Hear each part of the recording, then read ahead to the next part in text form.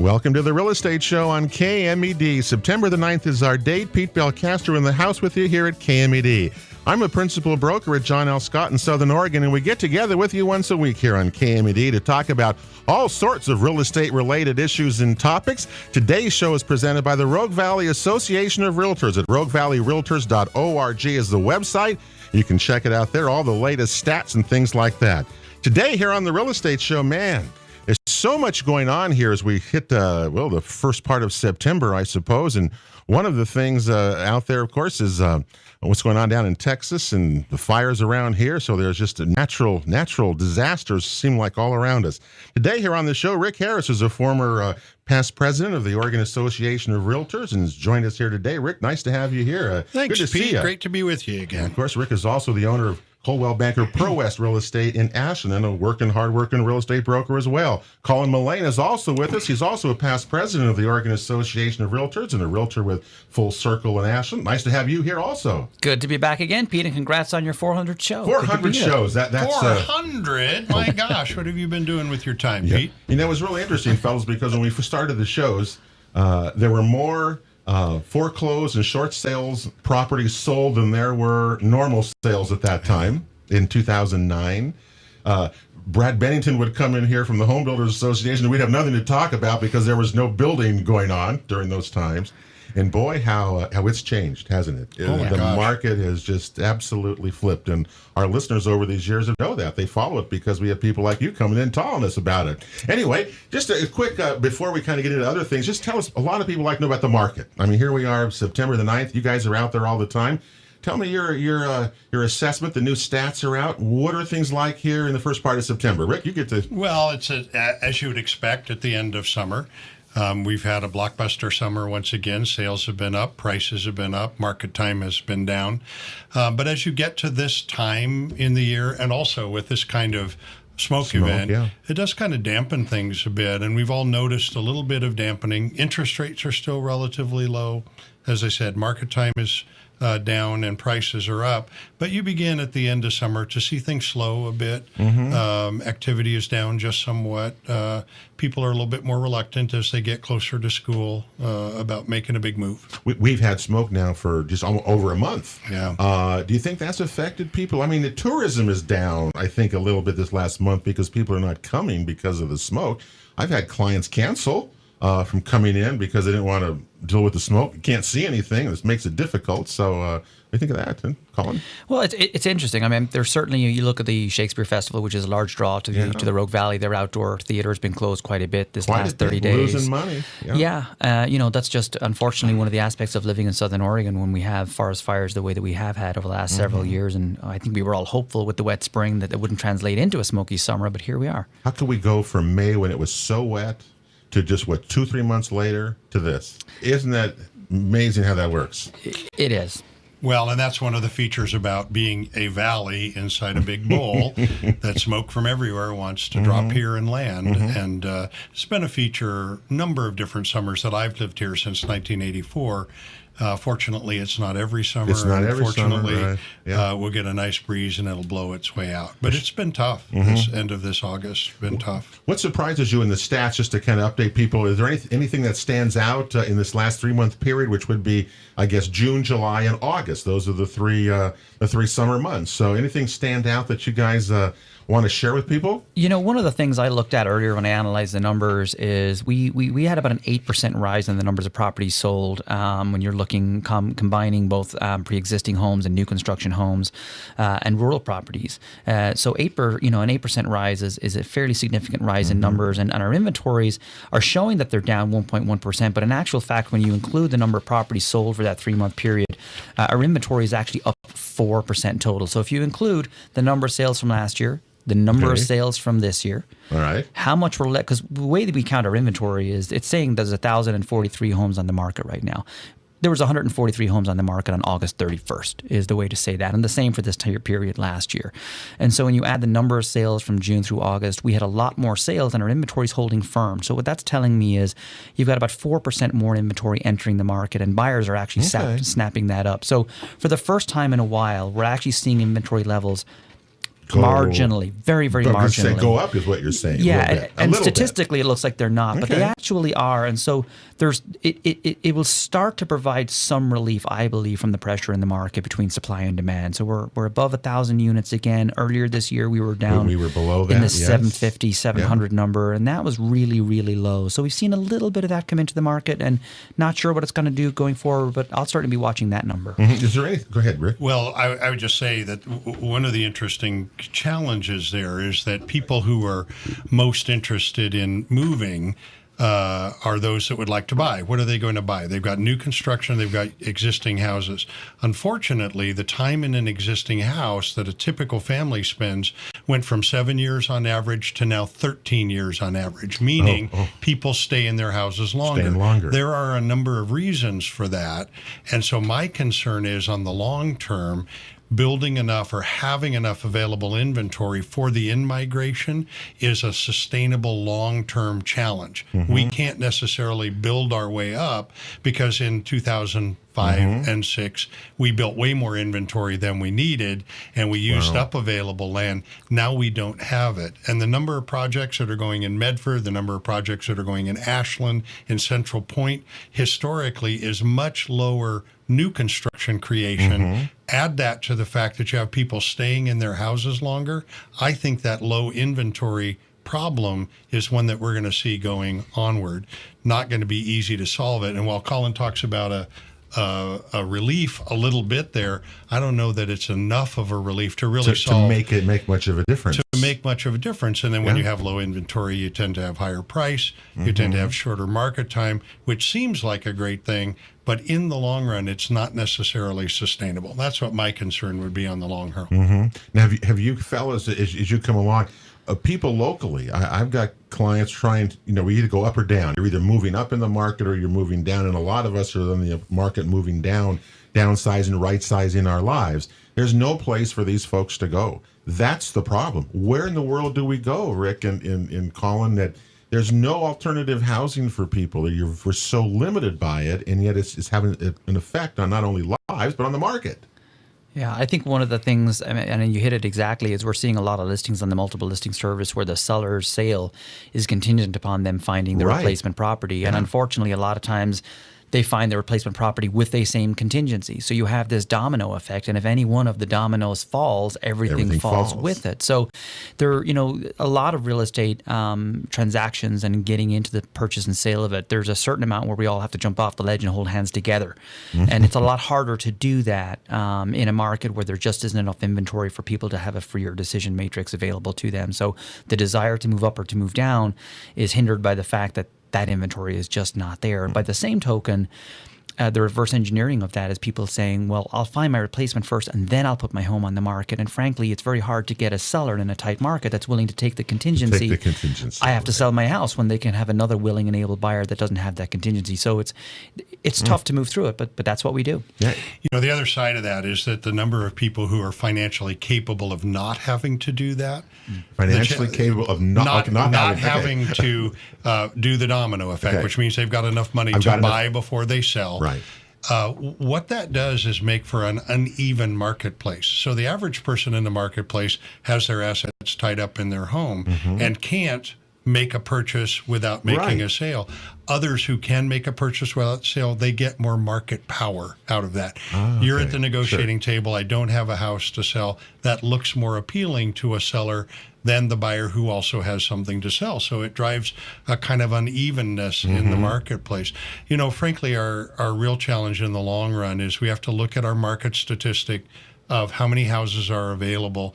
And until we can bring some more balance in that is where there's about a 6-month supply of houses available for buyers ready to look, the challenge with it is sellers will be in control of that market, and it's uneven. It's unfair, not unfair. It's unbalanced between the two sides. Our challenge in life is how do we get more inventory? How are you advising sellers today when you're talking to them about listing their places? What do you advise the sellers today to do in this kind of market? Are they? I guess my question is, are they overpricing their houses right now? Because everyone knows it's a seller's market. Are you seeing that? I think that every market has an element of that. I mean, the conversation with the realtors and their clients is going to vary from one to the other in terms of realtors and in terms of the client. We as realtors get to decide if that matrix fits what we're trying to do, and the client gets to decide whether they're serious or not. And that's the real question here. If they're a serious seller, they're hiring us to do a job, which is to say, what in a reasonable market would a reasonable buyer be willing to bring to the table and account for some variables in that. And a seller that wants to dance a different dance is going to limit the number of buyers they're going to attract to the table. Number one, the buyer can have the desire to buy the property and say, I will pay X number of dollars for that property. But if they're bringing a loan to the table, which most still are, there's still an appraisal that has to happen. And so grounding the seller's expectations in reality is an important part. And really, if they have a price that's set in mind that may not match the value of the market, then like I said, each of us as professionals get to decide whether or not that's something that we're willing to participate in. And all of us have different business models on that. But keeping the seller grounded, and a lot of them, and it takes experience to have that conversation because they get excited. There are lots of values online that you can get on your house, but the bottom line is that particular website hasn't been in your house. Nobody knows that house the way you do and the way that we do. So that's the important differentiator, is being able to say, listen, I know what you read online, but here's why it is or it isn't worth that. And if they're listening, they'll have a really good chance to sell their house at the right price. How important is it for you fellas, just your opinion here, that the homes today, the buyers are, because they're going to pay these prices, buyers want the places move-in ready as they can. Is that what you're seeing, or is there negotiating room? I've had several who said, I'm not going to pay this. I don't want to do all this, too much work to be done in it. I certainly think that buyers are at the place where they want things maybe not move-in ready, but they're not willing to speculate on what can be. They want the idea, they want the value to be there. So if you think it's a great house in a great neighborhood, they want it to be a great house in a great neighborhood. They want things to be in good condition. They don't want a lot of surprises coming to the table. And that comes being out of having had the downturn in the market where there was a whole lot of speculation and people got caught. So I would agree with you that people like the idea that it's got to be on its face what you're promising it to be. They don't want potential. They don't buy that anymore. It's got to have it to the table. On the flip side of it, when you see prices coming up, what's happening is the bottom end of the market, the more modestly priced things, are getting more expensive relative to other things in the marketplace. And that's just a function of at the bottom end of the market, there are more potential buyers from it, more pressure, it pushes it up. Those homes tend to be more modest condition, more modest price. But I'll tell you, you get into a more mid-range price home, mid to higher price home, you can't have anything out of place. It's got to be really ready to go, really nicely done. Whether that's new, whether that's used, people are expecting a lot for the high dollars that they are paying. I think absolutely true. Well, and maybe to highlight a point, Rick and I both work in the entire Rogue Valley, but we both have clients in the new construction part of things. And I recently sold a home in Ashland. It was a 1960s ranch-style home, nothing special, didn't have air conditioning. But nice and clean, definitely move-in ready, but needed new carpet. It was modest and needed some work on it. And that was in the $400,000 price range, which is Ashland, unfortunately, and that's where that is. And both Rick and I have clients that are building brand new construction, 1,800 square feet for $500,000. Night and day quality differences. I would almost say twice as nice, but only 20% more. I say only. These are large sums of money. I didn't mean it to sound like that. But the difference in what the buyer can buy for $500 versus $400 is considerable. And in the down prior to the downturn, the amount of value that the new construction was driving the market is really quite different than it is today. So that new construction's not driving the pricing in the market the same way that it was because before. there's not as much of it going on. There's not as much of it going on, and quite frankly, with a limited supply generally, that pushes up the prices on all kinds of things. And so what you see is there's a limit to what new construction can pay for, will pay for. The other thing that Colin and I both experience in new construction, smaller lots. Smaller lots. Yeah. There are some who like that and some who don't. So if I want a reasonable size lot, I'm probably going to have to go to an older home, maybe something that I've got to remodel or update to meet my need, because that's the only place where I can get a decent sized yard. And that's just planning in the state of Oregon. Because we really go through periods. I mean, people's tastes change. Everything, nothing stays the same for very long. I was showing some Victorian homes. And you'd think that, I like them, personally, but they're not real popular too much because you're going to spend a lot of money on them. They don't have very many amenities. You got to have, it's just a house. And so people's tastes change over time, and we see it reflected in the market. In terms of, before we got a break coming up here, in terms of price range in this market right now, Rick, Colin, what are you seeing there? Is it across the board? Is there a certain domination, one thing, or what does the stats tell us about that? Well, of course, it depends on which community you're in or which part of a community that you're in. And the way the stats break out deals with Ashland as one area, West Medford is an area, East Medford, Northwest Medford, Central Point. So depending upon which of those geographic areas you're in general, what you can say is prices are generally up, inventory's generally down, the number of pending sales is up, and depending upon what you want in school district and location, that's going to depend on the community where you are. It's depending where you want to go, because there's still great neighborhoods, of course, all around the Rogue Valley. Hey, we're with Colin Mullane and Rick Harris here on the Real Estate Show today. Got a break coming up. When we come back, we're going to get their take on flood insurances and level certificates and things like that, because it affects us here as well. We'll cover that and a lot more when we return after this. Here at the Real Estate Show rolls on KMED. September the 9th is our date. Pete Belcastro in the house with you here at KMED, show number 400 today on the Real Estate Radio Show. You know, we're really lucky. We follow just whenever you follow the Rogue Gardner and Stan Mapolsky,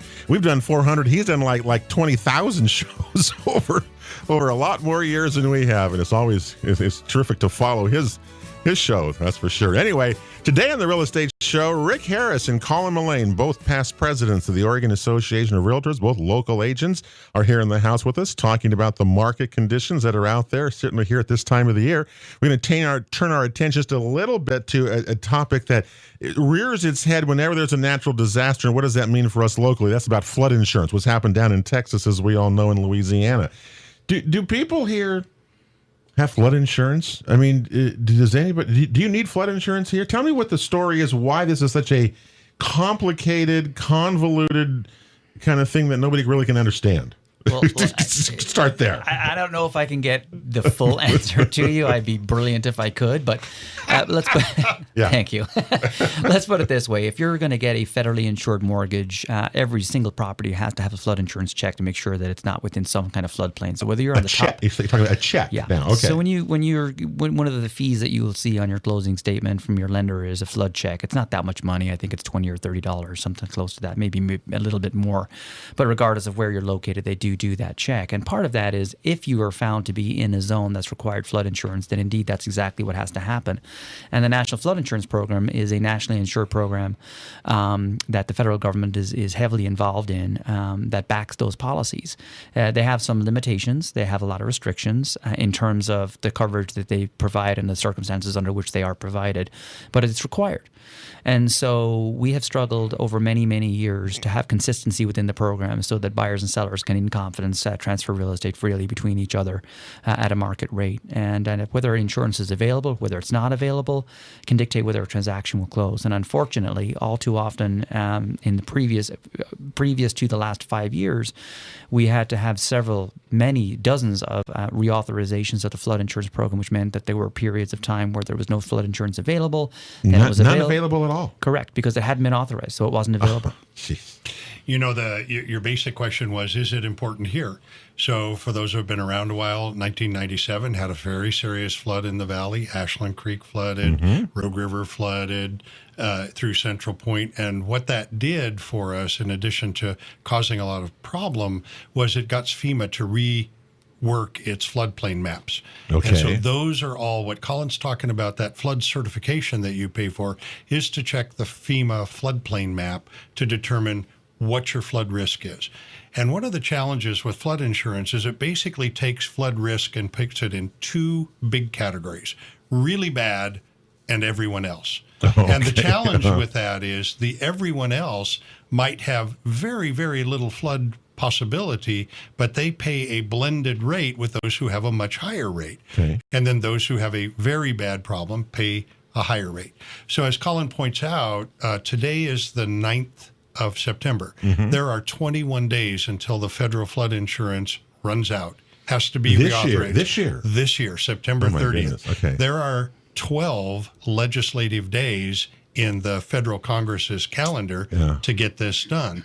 Now, the hard part about Hurricane Harvey is that it puts the issue front and center. Sure does. And it must be reauthorized. In addition to having immediate relief, $9 or $10 billion that's being voted on, the reauthorization of the National Flood Insurance Program makes flood insurance widely available to those who need it, does it in a way that tries to be fair, and recognizes that over time, that flood insurance program as it exists is not sustainable. So it has to be modified. And that modification, though, will bring it into balance so that the really bad, the not so bad, the not bad at all get more of a spread in the insurance rate so that those with higher risk pay a higher premium. Those with lower risk pay a lower premium. It sounds like health insurance. Well, I mean, doesn't it in some way? Well, but it's any time that you take a large pool of potential damage and spread it across a people. lot of people. So in that regard, it's kind of like health insurance. But the other thing about it is without a national program backed by the federal government, the private market can't effectively support that. It won't do it on its own. And so you take a state like Florida that gets hit all the time, the number of people that will provide disaster insurance in Florida goes down and down and down and down. And the prices with low competition go up and up. Absolutely. Wow. That's kind of crazy, isn't it, of what might happen? What do you fellas tell folks here? I mean, where should... do you know many people that have flood insurances around the valley? Is there Absolutely. a lot of it? Is there a lot of it? Where would those might be? I mean, where would they by the rivers if you're on the river, if you're on a creek, or just kind of the floodplains around? Or that's the great question, and the answer is it's everywhere. It's rural properties by creeks where you would expect it to be, by rivers where you'd expect it to be. It's ocean properties out in the counties that are on the ocean. It's anywhere that FEMA has determined a floodplain could be, and it only takes a small portion of the land within that lot to require that certification to be dealt with. And what I mean by that is there are ways to mitigate that. There are channels you can go through to say, hey, my house is actually not in that zone. But the bottom line is it does create more steps and more burden on either the homeowner or the person looking to make the purchase to determine whether or not they're in those floodplains. And the real challenge is because FEMA, in fairness to them, have attempted to do a very good job at how those are mapped. We have since discovered far better and more accurate mechanisms that are. North Carolina is a great example. Actually, they have a very high-tech mechanism by which they were able to much more accurately map the lands. Yeah, and so truly the people in North Carolina that are at a higher flood risk are getting pulled into that pool, as opposed to here where we have a much more generalized system. And you may have people that have lived on a property for 30 years. It's never flooded. It's never been required. And they learn at the time of the sale that in actual fact, since the map has been redrawn several times, probably since they purchased it 35, whatever, many years ago, they are now in a floodplain. And that may dramatically impact their ability to sell that property for a reasonable market rate, depending on what the flood impact might be. So even though you've lived there a long time, things have changed around you. As you say, the maps have changed. This has changed. You want to go sell it, even around here then, you want to go sell it, and you don't know that, and that could affect the sale of the property. Wow, that's a big. And you talked about a flood elevation certificate. Right. And in many cases, those are required. Floods base on how high a river will rise relative to the terrain. And so many times a surveyor will actually go out, determine what the ground level of your first floor is and where that sits relative to a floodplain around you. And that can cost you $500 or $600 to do. But when you look at flood insurance, that's $600 or $700 a year, every year, on and on. Knowing that you're not in that floodplain, that $600 spent is good value. If you find you are, then it's also good value to know that you're what your flood risk and what that cost will be in a specific way. Now, I've heard a lot of people say that they needed those elevation certificates. Those are issued by the city, correct? Correct. But some people, I've had clients say, well, I don't like that anyway, or they've walked away with something. But the certificate that you get, that's good enough to get insurance? It's good enough? It typically is considered demonstrable proof that the property is either not as much of a flood or it is in a flood, that it gives it real statistics. That's not just the general overview. So it's really an acknowledgement by the authorities that, yes, we think this map is accurate, but we're open to more specific interpretation from a local municipality or a city that's willing to say, you know what, we actually did the research, we've looked at the slope, we've looked at where it is relative to with the floodplain, and actually this property is not as bad as you think, and they take that. Now, that being said, cities genuinely take that look, and sometimes you might not like the outcome of the answer, but that's what that's designed to do. Yeah, sometimes you don't like the outcome, but we have no choice as we go along here. Well, it seems like we do, and we do flood here, and I don't want to minimize that. We have many times. I mean, look at this last winter. We had a lot of water, and how much water. And certainly, people have been in here. Water damage is the number one. What is the number one thing that they clean up after problems is water damage. So Absolutely, it's not going to go away. So you have to be prepared to deal with water. And we're seeing what's happening in Houston, and it's just amazing, isn't it? I mean, I can't even imagine. My son lives there, and I know that you have realtor friends there. I mean, I can't even imagine how you even begin to go in a place like that right now. Well, and like any natural disaster, people make the very best of it that they can. The one really good thing about Houston is how many people have responded positively.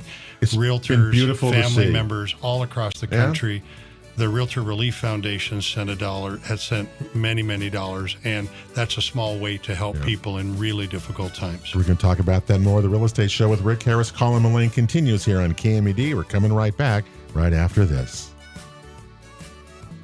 Welcome to the Real Estate Show here on KMED. September the 9th is our date. Hope you're going to have a good weekend out there. Hope the smoke goes away, and shout out to the firefighters out there, and let's get back to normal around here. This fall is the most beautiful time of the year in the Rogue Valley, I think, and warm days, cool nights. Hope we get back to that and get the smoke out of here. Next week here on the show, Tracy Hewitt from First American Title will be along. We'll talk about home warranties, what you want to know or not want to know about home warranties. And sometimes, boy, they come in really darn handy, if you can imagine. Today here on the show, Rick Harris and Colin Mullane, both are past presidents of the Oregon Association of Realtors and also past presidents, obviously, of the Rogue Valley Association of Realtors. And they have their pulse right in the middle of everything nationally, statewide, regarding the real estate and private property rights.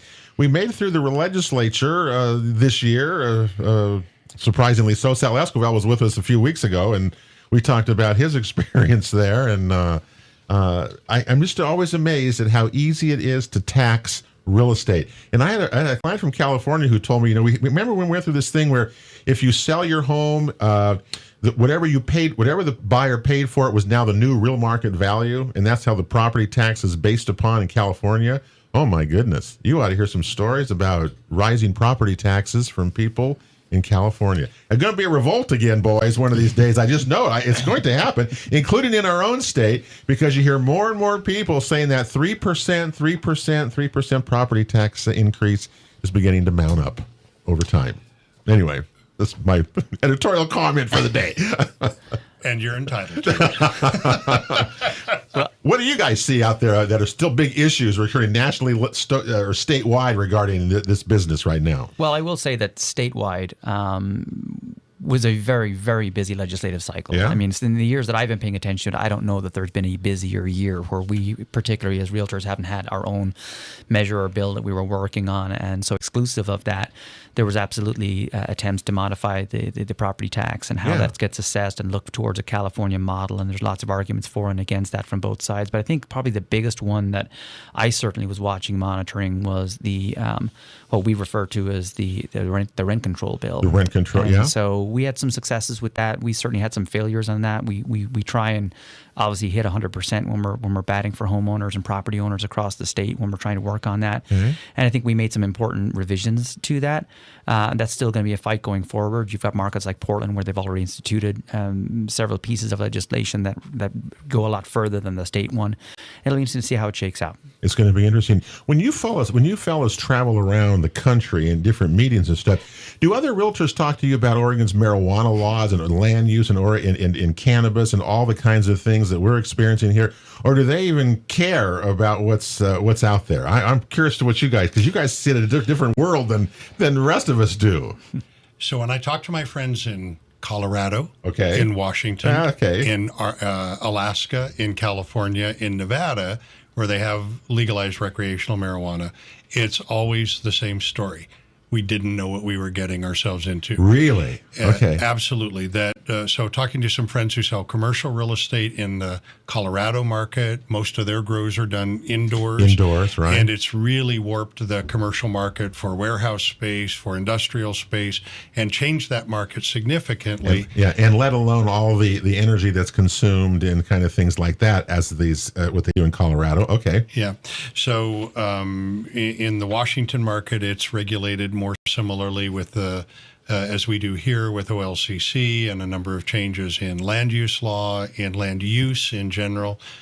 So being in the farm business in the Washington state has gotten to be significantly different than it was before. Mm-hmm. And so the level of tax income that's promised doesn't seem to offset the level of hassle and community change that cannabis growth brings. And that's just what people have said to me as I've talked around it. And it's interesting that people in neighborhoods and communities are coming together to stop certain things that they don't want, that they didn't vote for when the original law, was created. It's really created an interesting market, obviously out of here, and it's not going away.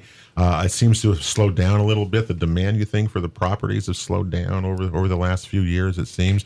But we're still selling a heck of a lot of rural properties. Yeah, and I think part of that is just the market coming back. Rural properties were one of the last to come back relative to the urban properties inside in town. To get back to your question with regards to marijuana and the implications to the market, the state, and traveling around other states, we certainly get questions. When Rick and I travel back east in various Midwest, and they ask about it. What's the impact? Cool, okay. And when you go through the list of the challenges that we now know that we face as a state, they're like, well, my gosh, how did you not think about that? And the bottom line is, when you ask Oregonians, we weren't thinking about those things either. No. And we definitely had a mindset of, let's pass it, let's see how it shakes out. And a lot of great people felt that way. And a lot of times that might be the right approach. But I've reservations about whether Pandora's out of the box and how do we get it back in a way that preserves what we've all known to come and enjoy about living in a state like Oregon, where we have great neighbors, we have great friends, and what the impact can be to the agricultural side of things, and quite frankly, the social dynamics that come around that as well. There's a lot of heightened security on these properties that really elevates the concerns of the neighbors. If you've got kids and they kick the soccer ball over the wall or the football or whatever it is, how safe are they going in there to retrieve that? I mean, that maybe not be the best story in the world, but these are the things that people are thinking about depending on who their neighbors are. Yeah, and then people didn't vote for, as we say, what transpired afterwards, weren't really prepared for 55, 60-acre marijuana farms and things like that, and these fences, the kinds of things that came with it. But anyway, we're dealing with it, and it's certainly here.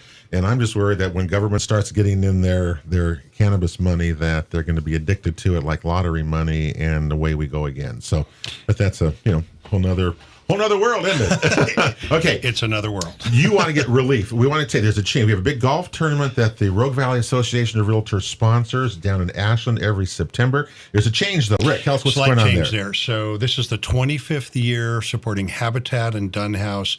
Theme this year is 25 for 25, $25,000 target to be able to donate to these two really great charities in the Valley. That was scheduled for September 15th. Due to the smoke and a poll of people who potentially golf there, that's now moved to October 13th. That's a Friday. Really lucky day to win our big lottery, our big raffle ticket. October 13th at the Oak Knoll Golf Course, and you can be in touch with the Rogue Valley Association about signups. And the big trip, if you want to buy a raffle ticket, it's a trip for two to Paris, France for the 42nd Ryder Cup, September of next year. I would love that. I've got a ticket you can buy, Pete. I would love to. That would be one of the bucket list things to do on that kind of thing. Yeah. Well, fellas, we're out of time. Of course, you can find Rick or Colin. You can Google either of them. Rick's, of course, at Coldwell Banker Pro West in Ashland, and Colin is at Full Circle Real Estate as well. The market just continues on here, fellas, as we go into the fall. It's going to be so interesting to see what happens next, next month, 2 months. Always interesting to see what's coming. Supply and demand, it never changes. It's an amazing real estate market. Well, for the 400th time, that'll do it for the Real Estate Show here on KMED, September the 9th. Have a great week, everybody. God bless you all. We'll talk to you next Saturday right back here on the Real Estate Show. You've been listening to The Real Estate Show on KMED Radio, presented by the Rogue Valley Association of Realtors, along with John L. Scott Real Estate of Southern Oregon and Bank 34 Mortgage. For guest contact information, download our free app, or to watch a past show, visit us online at realestateshoworegon.com. This show is produced by Table Rock Productions. Join us again next weekend for Southern Oregon's one and only Real Estate Show on KMED. And thank you for making the Real Estate Show part of your weekend.